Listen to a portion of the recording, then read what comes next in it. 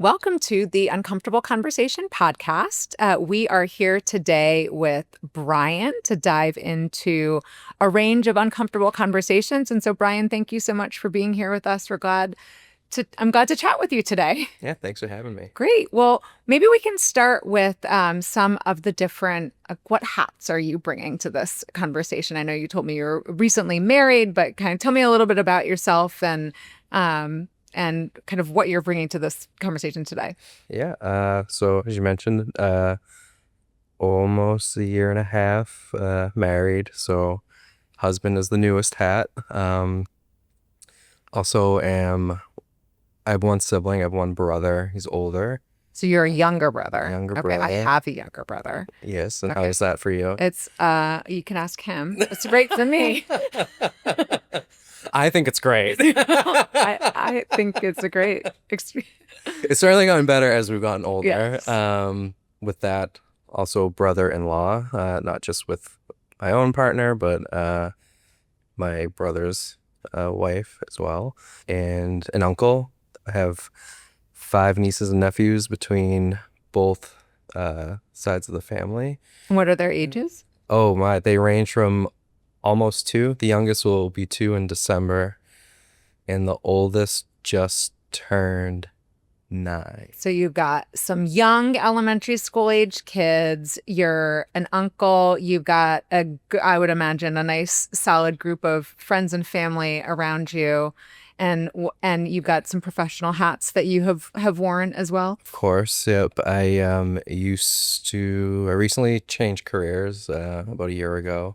I think that was the other thing that like my wife and I were talking about. It's like, how many big life changes do you want to do in 1 year? It was like getting married, changing careers, and on a smaller one was like our car died and we had to get a new car. We're just So like, now you have I mean, your car could be a whole Yeah. brand new part of your identity. It- And so it's- it's like getting a new pair of glasses, a Yeah. car, a haircut. yeah. So, well, good. So and some of your career background is you currently are in a corporate role that it helps you engage with supporting patients around their medications. And prior to that, you've worked as a music therapist, which I hopefully was. we'll talk a little bit about Yeah. that as we dive into things. Yeah. And so I think a lot of what we try to talk about here is the kinds of conversations that help us to prevent and respond to different kinds of sexual violence. And so I think it has been really interesting to me in this journey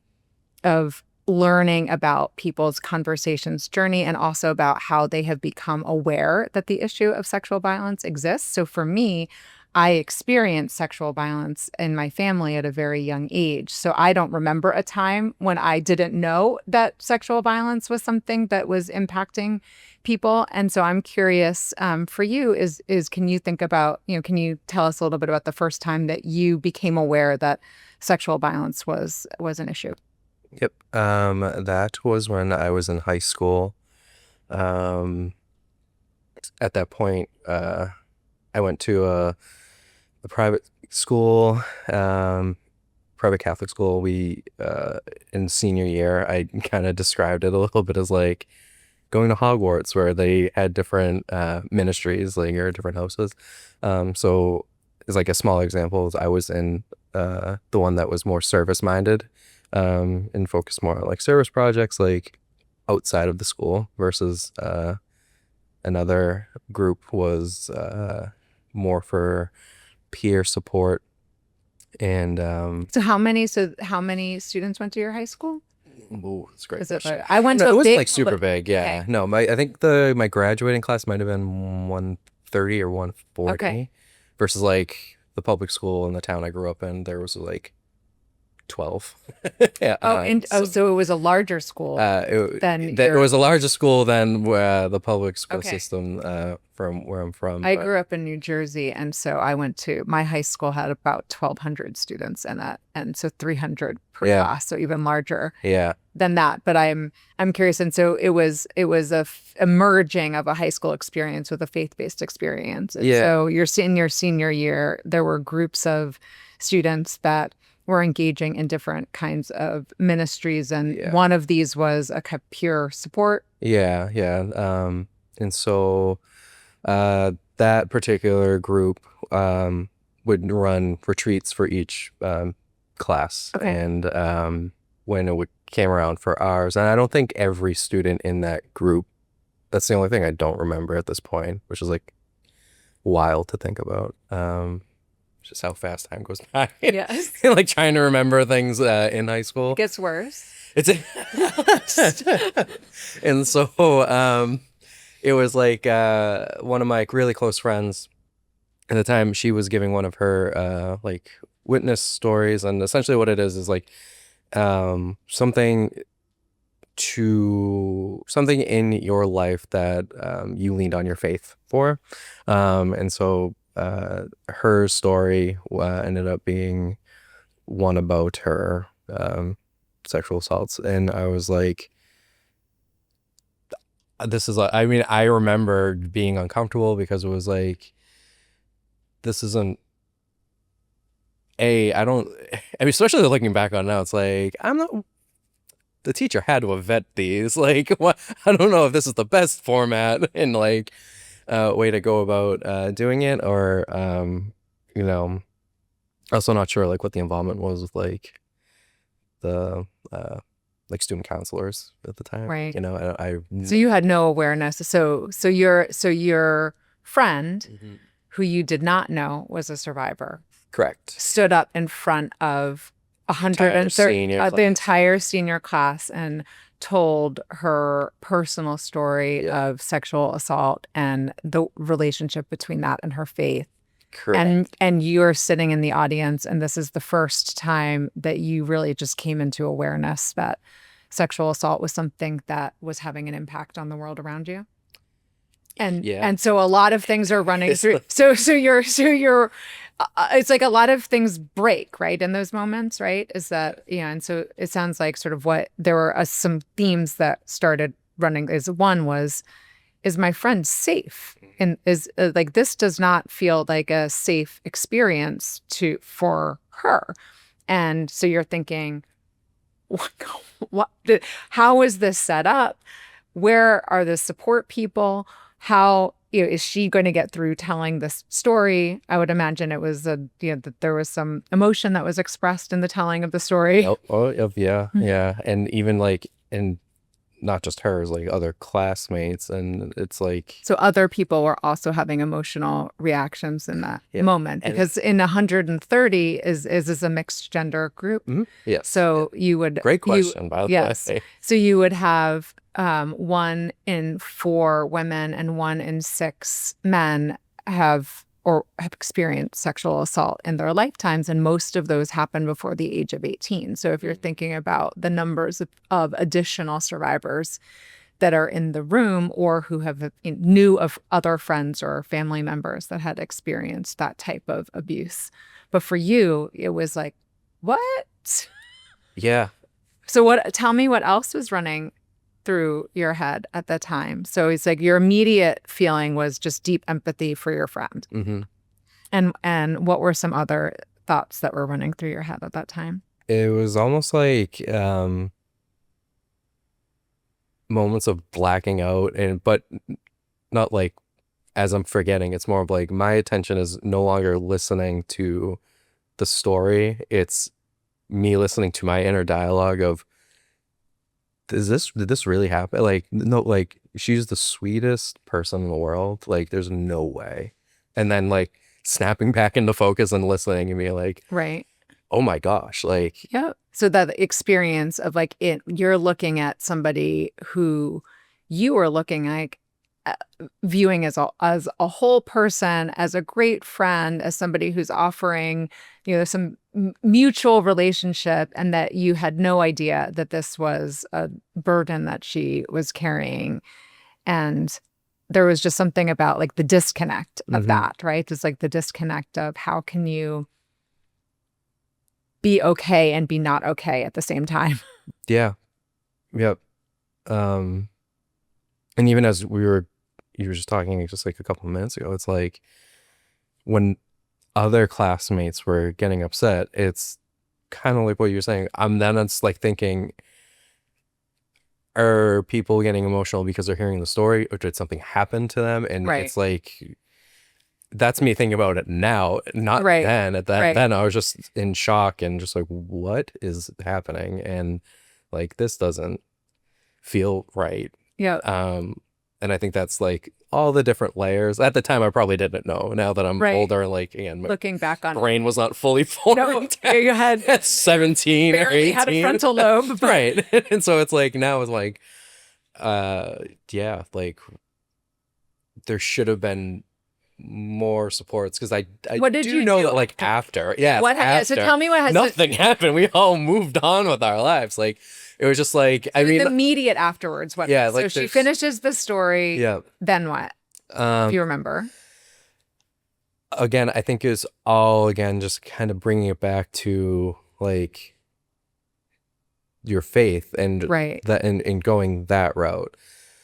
So Did that resonate with you? And the like, did that feel like a no, I this always happens. It's like, if you need a musician, like you get thrown in the band, another pit okay? band.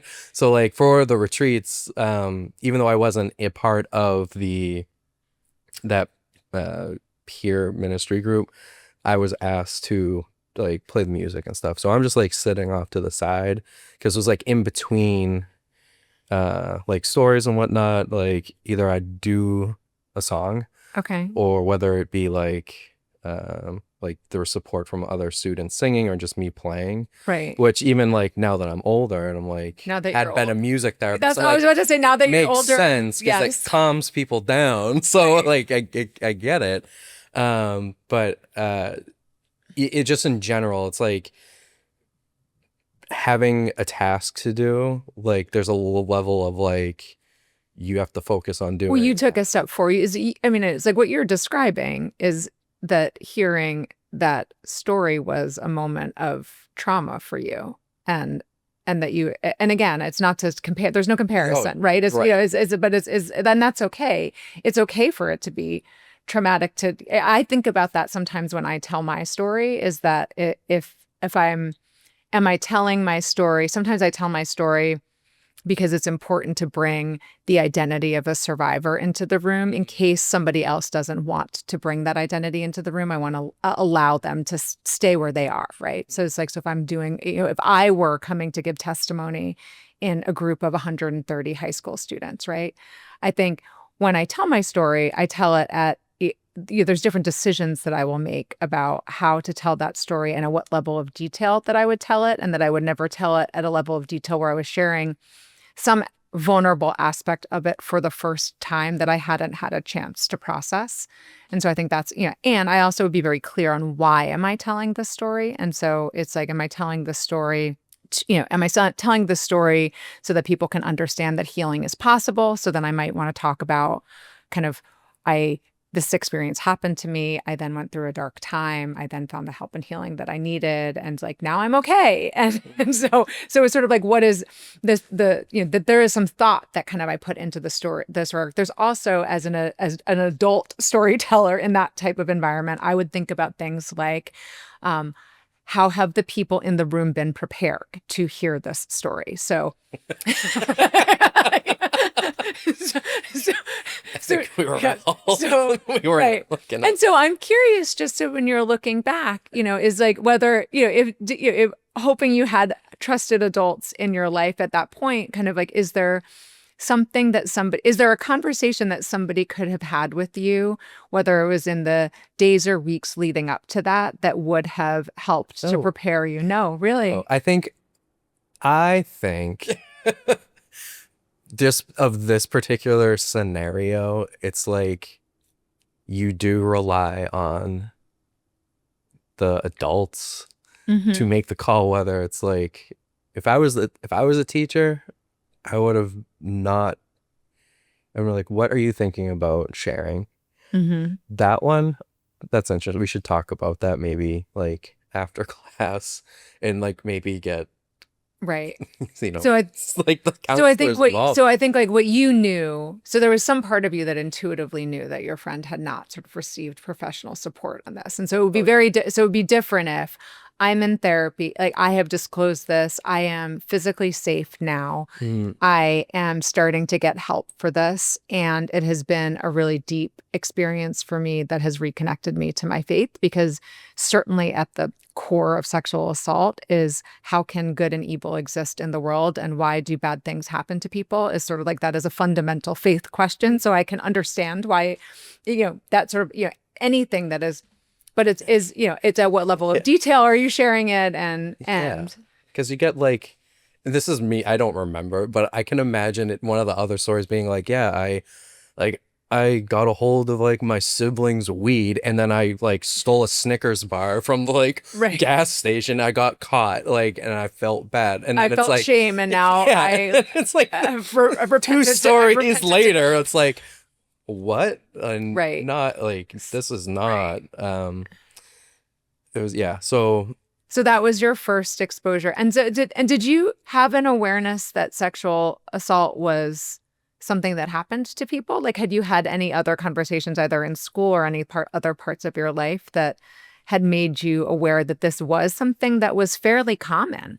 right. I don't think so. I think it was mostly like media, like Okay. news, those things. But like I grew up in a very sheltered, like had a helicopter mom, and also didn't have like great social life outside of school. Okay. So I wasn't going anywhere, I wasn't doing anything. So that was definitely the first, like, here's somebody directly in my life that had this happen to Something them. bad has And I'm happened to like, them. Right. okay. So, how did that experience inform how you responded to substance? I'm assuming that that's not the last time that you either had a conversation with a survivor of sexual violence, or that somebody shared some aspect of their survivor story with you. And so I'm curious how that experience informed how you showed up in those conversations later in your life. I think for the, I'm like trying to play my timeline of my life after senior year in high school. Um, So you went on, you had other friends. It sounds like.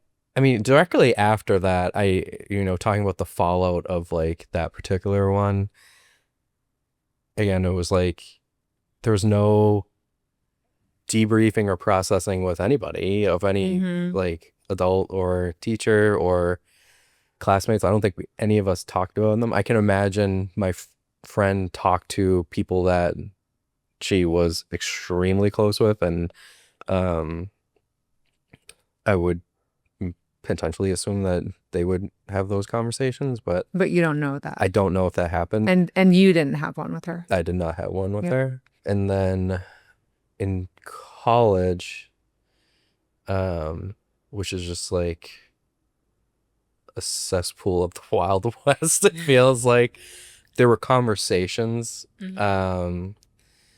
Like I was a part of some like leadership, student leadership groups, having that be a part of conversations of like, if you're going to be involved with on campus activities, here are things to be aware about, like in terms of if something gets disclosed of you, like who to talk to or what Mm. resources, but no like formal trainings or anything like that. I probably didn't have a disclosure until uh maybe after, when I was in grad school, I think. I think it was one of my partners at the time. Um, it's another thing is like I don't date casually. I don't date to date. I always like was looking for a relationship for long term stuff, and there was a disclosure in one of my relationships, and in the moment it was more of just a lot of listening, um, and because there's a level of not sure how to support, Mm. but also at the same time, sometimes the best thing you can do is just be there Right. and then ask questions if they feel appropriate. And maybe not so much as like the story, but like, is it helpful to, um, like, do you want, like, it's something that could be interpreted positive or negative. Like, do you want me to like put my hand on your shoulder or like Yeah. your leg? Does that feel comfortable in this moment? Because it can be like more supportive or not. And just recognizing that, because if when uh she was expressing her feelings, it was like more defensive posturing. So probably What is so like a so yeah, it's just Flynn, so like that just don't, don't, I'm yeah, upset, because don't they're touch me. still in the like reliving the story that's being shared, Yeah. sort of thing. um so uh that is just something that I've just learned as I've learned. Right. you know But it's the when you're thinking about, I'm tracking the storyline a little bit, yeah. right? So it's, you had an experience as a young person where you felt unprepared to receive that information, and you also felt deep empathy for a friend. I think what we also talked about is that you did have a lot of female friends, Hmm. and so I'm wondering if there were ways that those friendships helped you learn some of the skills around empathy and listening. And what you're describing is both observing and engaging in nonverbal communication. So I think one of the things that you had talked about is like filling a space with music allows people to sort of relax a little bit, right? And to sort of ground themselves again differently, like in their senses. And so I'm thinking about maybe even outside of your journey directly with survivors, that there sort of are some other themes around learning how to listen, learning how to observe and interpret people's feelings. And so I'm curious what the role of female friendships may have played in that for you. I definitely was filling the role of a brother in a lot of those. Yes. Yeah. So there's always a What does lot of that like, mean to it's just you? Is just it like a that lot of they, joking around, just like okay. being goofy and silly. So But laughter, so sort of yeah, creating lightness and laughter, and even if something's kind of like hard or difficult, you can kind of still crack a joke about it or have a laugh, or not at the expense of somebody, but yeah. And I don't know. Yeah, right. yeah, That's the most important yes, it is most important. I I think it's just the thing that I just learned having a lot of female friends is just like hearing their experiences of like when people say really terrible things and it's just because they're a girl, and it's like that's not okay, Right, and that's just shitty that um that is just something that people do right. and say. And so, and then I think the other part too is like also using that as like a potential like they're lying thing, like Mm. this sense of like doubt of a story. So you learned how to believe people, Yes. and how, Yeah. Yeah. I mean, that's I mean, yeah. it's I like mean, how, putting it simply. Yeah. well, yeah, I mean, put Yeah. it simply, this is, I mean, I Yeah. think, part of this is about like, what are the practical skills and takeaways that, it's like we all have our journey in how we figure out how to show up for people. And some people get formal training and some people do not. And some people have personal survivor experiences. And so we can share what's worked for us or not. But then, what's going to work for me isn't going to be the same that's going to work for somebody else. And so some of it is actually, it's not about specific things, but it's about some core skills. And so I think it's when you describe it's like you listened to women's stories in a way that helped you understand that not being believed hurt them deeply. And so therefore, like at the bottom line, I can just believe them and not express disbelief if somebody tells me something bad, right? Yeah. And that certainly is something I think that matters a lot from a survivor perspective, is that there's a difference in somebody's healing trajectory if they share their story and they're met with like, no, that didn't happen to you, or you're lying, versus like, I believe you. Mm. And even if I believe you can't turn into that person is going to be held accountable and brought to justice, that like there's something that's really powerful in sort of standing in that story with somebody else. Because when you are a victim of sexual assault or violence, like it is something that happens to you in a very deep level of being alone. And so it's like somebody that can kind of stand with you. The other theme that I've heard that I'm interested in exploring a little bit more also is in being able to observe and navigate people and their feelings without necessarily needing to talk to them about their feelings. And so I think sometimes I know, like certainly there is talk therapy. I was in talk therapy for a long time. It didn't really actually help me all that much because it didn't teach me how to ground myself and be in my feelings and let myself work through those feelings till like something else could happen or open up or understand myself differently. And so you've shared a couple of stories and experiences where, you've had friends that were going through hard times and sometimes you just like listened to music with them. And so I'm curious sort of how this theme emerged for you as, you're playing the songs to help bring some calmness back to a group. You're somebody who listens to music. So talk to me a little bit about that and a little bit about what musical therapy is also. Gosh, I don't know if you have enough time in the day to talk about music therapy. Well, get excited about music therapy. No, it's so Give me the short version. There's I short I'm a I will tell you this, the type there are just kind of like talk therapy, there are different types of music therapy you can practice. So I went down the path of neurologic music therapy, which is the study of how music affects the brain and how we can retrain the brain to carry out functions using music. So I usually bring up the example of Gabby Gifford.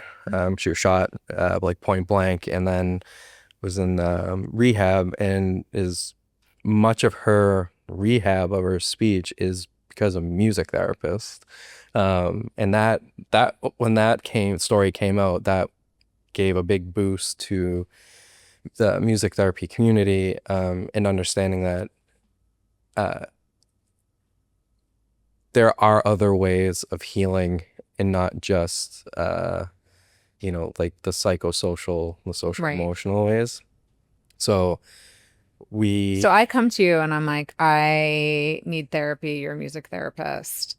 I would probably triage you out to somebody who's looking for, So what kinds of clients would come to you? Started my career before I did the neurologic music therapy training, doing more community music. I was working with children, adults, geriatrics, with intellectual disabilities, medically compromised children in special ed, and I was going to group homes and memory care, skilled nursing facilities. And then later on in my career, I was working for a private practice. So in your work as a music therapist, one case that you described to me is so you worked with individuals both that had different kinds of disabilities, and you worked with individuals that were coming out of some sort of brain injury or coma state. And so tell me about one of those kind of times that you were able to be with somebody. You had as basically a disclosure experience in that setting as a music therapist. Yeah, there was at the time I was probably 26 or 27. And I had a patient who was a few years younger than me, and was a domestic violence victim, and was medically compromised, in a coma, emerging from a coma, but based on the diagnostic test was scoring extremely low. So my role as a music therapist at the time was working on orientation and arousal. So playing music, or hearing music, I should say, in that state is to stimulate the brain, because anytime you hear music, it does stimulate your brain. And then things that we're looking for is like increased blink rates and like respiratory changes or heart rate changes. depending on level arousals, like even the smallest movement in a finger or a head turn, or we're playing around with like uh, pauses in the music. So we look to see if there's any of those behavioral changes. And when we stop music, did they change again? As if they're looking like what happened or Right. something. And then looking for consistencies there. So basically when you say music therapy, it's really in the role of almost like physical therapy and recovery from brain injuries. And so I actually have a good friend who does work in the fitness space with people who have experienced brain injuries. And one thing that's been really interesting to me is that the, one way of thinking about sexual violence is that it is a trauma on your brain. So when we think about what relational trauma is and what post-traumatic stress disorder can kind of look like, there's actually differences in brain chemistry and it impacts your arousal system. And so I think what you're describing is kind of non-talk ways that you can leverage your brain and heal your brain. That is obviously it's connected to your emotions, it's connected to your thoughts. And so I'm really curious. I think what you're describing is that music can awaken something in us. It can awaken something, it can help build connections, it can create calmness and grounding. And so have there been other times in your life where you've been able to kind of just like find moments of peace with music? Many, I'm sure. Yeah, it's at that point in my life, I was going to local shows, bigger shows. Like if I was doing music therapy for work, I was writing my own songs in my own time for fun, trying to learn instruments. Like it was like some of my friends that I worked with that were music therapists were like, I don't know how the hell you do that. Like, and I was like, well, I drive home in silence. Like I'm overstimulated by the end of the workday. And then I guess maybe that's enough time for me to, but it's also, they're all different. Even there's a nonprofit that, Calling All Crows too, Yeah. that's still like involved with music. So it was like, it was every pocket. They were all silent. Come involved. So Calling All Crows is an organization that has done a bunch of different kinds of work. I think the work that I'm the most familiar with is their Here for the Music campaign, which is really about how you improve bystander intervention and concert settings. And so there was kind of a big. Did you participate in the Here for the Music? I did participate there. And what did you learn through? So can you for somebody who wasn't there, just a brief description of I have been at one of them, but I'll let you describe the training and what you took away from it. Essentially, it is learning tools to intervene in some capacity, whether it's directly or after witnessing a situation that may look uncomfortable, and checking in with the person that was experiencing that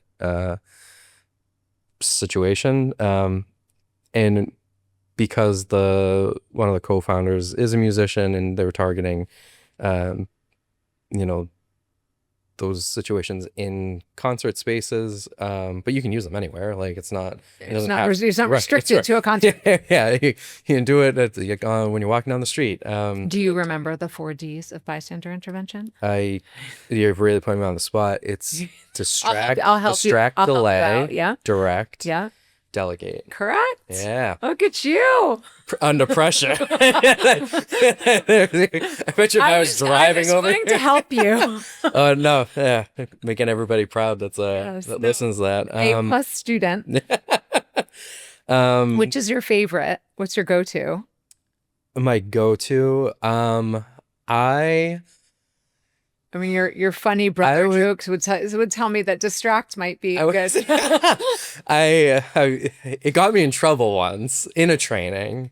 Oh, what? Yes, Tell me. I will say that Tell there me was the one, story. and I still to this day I'm like upset about it, because I was like, I think I was having too much like fun in a training setting, because I was so comfortable with other people that were there. Okay. But someone who was not was like, that's inappropriate. Oh. Got me in trouble, and I'm like, what is I'm so what does sorry. trouble look like in a bystander intervention training? Again, they just thought that I was like they thought I was just making a joke of it. Out of the training Correct. instead And I'm of that like, you were using humor to and create I was like, you know distraction. what? Fair. And And yeah, you took the feedback, but it hurt a little bit. oh, it And it still still hurts. It hurts. still hurts. And I'm like, oh my gosh, because it's like I was raised as like you whatever you're involved with, you represent that. So like my mom was like, you leave this house, you represent this family. You go to school, you represent the school that you're like all as still to this day, like even like jobs and whatever. So because I had been volunteering for Calling All Crows for so long, it was like, Jesus, like Oh, you felt like you I just put a failed. blemish on like the nonprofit. This sucks, and that it still bothers me. But you're not wrong. I feel like distract is like that one. I also really I think delay is the one. Um, I do pride myself on checking in on people after Mhm. the fact. Um, because So, it's also so delay would be if you witness something that has happened, then you go check in after. So it's like something that you would do afterwards to follow up with the mhm, person who's impacted. Like, are you okay? Or like, I saw that interaction, like just wanted to check in. Do you need anything? Yeah. yeah. There's one time I was on the Cape with some friends Okay. and I saw something happen to somebody and I always do delay because I I think it's the so as a man who could also be like it kind of goes back to the whole part about having a relationship with uh girls growing up was like the they're not getting feel like they're not being believed. Right. And just like and then that being like being skeptical of help of guys because they've been so sneaky and it's Right. like so I usually go delay and I'm like hi I just saw what happened so like that's validation that I believe I like I that believe yeah something happened, right? yeah And um then you say what? and so well this one particular one she when I went up was like, "Oh, excuse me," and she like right out of the gate was like, "I'm not interested," and I was like, "Great, I like I'm also not I'm not interested. either. I'm sorry. I'm like I'm all just interested in like what happened. That's it. Like, are you okay?" And she's like, she was oh like yeah that guy's a regular and like Hmm. this isn't the first time and it's Right. just like getting annoying. I'm like ah Great. okay. So Then I like to then take that information and go ask for the manager. that I Is that what you I did? was gonna say I went to security Yeah. and I was like, hey, like this just happened, and then and that would be delegate. That So would it's be two delegate. D's. Yeah. So you use two. Yeah. So the yes, I can I also do a distract. Mm. I mean, again, I'm a small woman, so there's like a lot of delegation, but it's like I tend to actually sort of delegate role. I'm like, you're big, go over there. Yeah. The or there's ways there've been a couple of situations on the train here in Boston where it's you can organize quickly with women, right? As I think sort of women have different types of threat detection systems oftentimes, and so if there's it's like who's on the same page that something is happening or that this person is potentially a threat, and how are we going to outnumber them Mm. if there is a situation. And so it's I think it's helpful to have those skills, and you don't necessarily have them. And I think it's interesting to go back to the story of the disclosure that you had as well, is that there's also an acronym for supporting people who are sharing their story for the first time. And I don't think and I know that that. acronym is SEEK. And so it's establish safety, express empathy, empower them to decide what to do next. And then also just having knowledge of what sexual assault experiences look like, what a normal range of reactions is, which is, again, I think it's like if you thought people should only be crying or like only be not crying when they're sharing their story, and you had some interpretation of that doesn't help you respond well when you're hearing Mm. disclosure.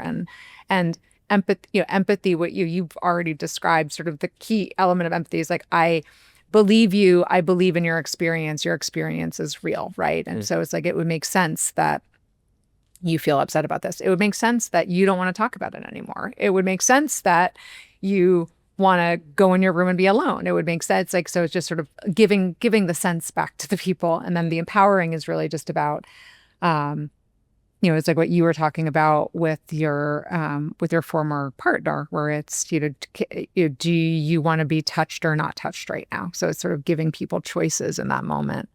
One of the hard things about disclosures is you don't always have awareness of whether or not somebody is when you're hearing someone's story, are they sharing it for the first time or the 100th time? Are they sharing something new about it?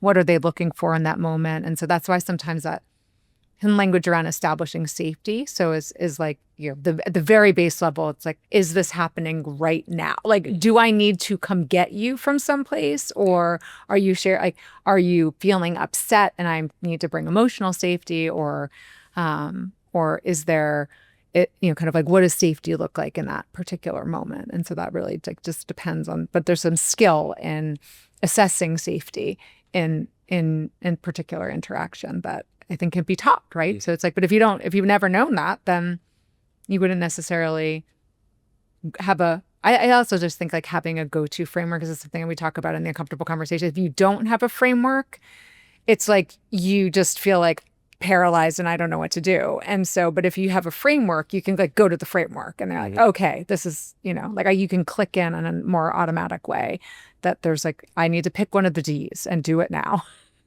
Yeah, I think freezing is that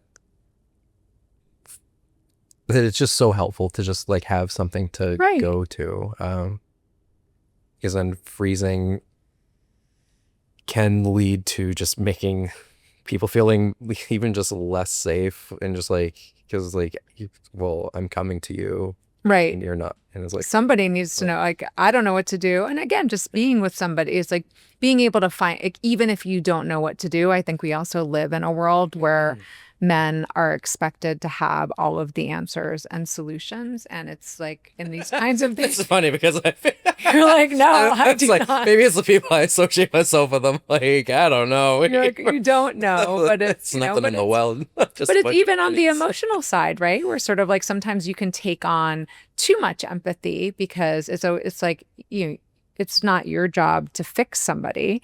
It's your job to give them the space and the grounding and the safety so that they can be on their own journey, whatever that journey looks like. Like you could say, I have to walk 100% of my own journey as a survivor, but it's really important for me to have people and moments where that sort of safety and groundedness, and it's like that sort of like making sure that you're viewing yourself as that in that lens versus like, I have to walk this path for somebody else. And so that's like another way that like fixing can sort of show up with like, well, a little more of like an emotional lens. It's not the same as like take my air conditioner out of my window or I can't turn my TV on. But I think that's really, that's helpful. So just maybe where we kind of wrap up is, as you're thinking about, you're an uncle, you're newly married, I would imagine maybe someday you want to be a parent, is, kind of like, what are some of the skills and lessons that you kind of hope to bring into this? You've got a bunch of kids, 2 to 9-year-olds running around, sort of like, how do you show up in those relationships based on this journey that you've been on and the skills that you're developing and the skills you might still need to develop? Is kind of like, what do you hope to kind of bring to those kids so that they can live in a world that is safer and healthier than the one we live in today? Yeah, I love that question, because it is feeling empowered to be more in the teaching role, even though the kids that we have are, sometimes we do look to the parents of like, what do you want? But at the same time, it's like, no, like not no, like I'm not gonna overstep my boundaries there, but it's like also just showing the kids that, how very important it is to care about the people that you just interact with on daily, but also just recognizing when things aren't okay and feeling okay to check in at a minimum. Yeah. And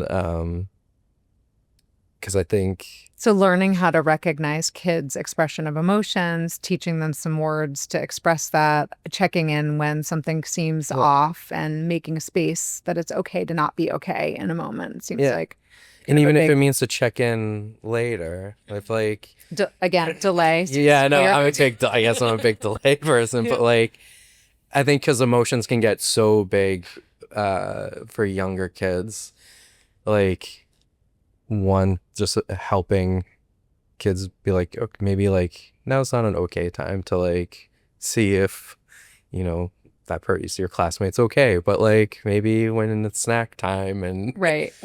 Maybe wait till they've calmed down and yeah, we can then you check can in go after the, say, yes, a snack is always a good thing. yeah, like Make sure they're not hangry. exactly. It's like go check Yeah. and say like, are you okay? Yeah. Like that was scary or Right. something. Well, Yeah. well, good. Well, Brian, I really appreciate you sort of sharing some of your lessons learned on we all have journeys of uncomfortable conversations in our lives and experience in and around survivors of sexual assault and violence. And really appreciate you just vulnerably bringing some of those things that are emerging for you as you kind of walk forward. And I'm excited to sort of hear what kind of where you take them and where you take those conversations, and just really appreciate you being here today. And thanks for having me. Yeah, absolutely. And thank you for joining us today as well. Hopefully there was something little nugget that you picked up in today's conversation.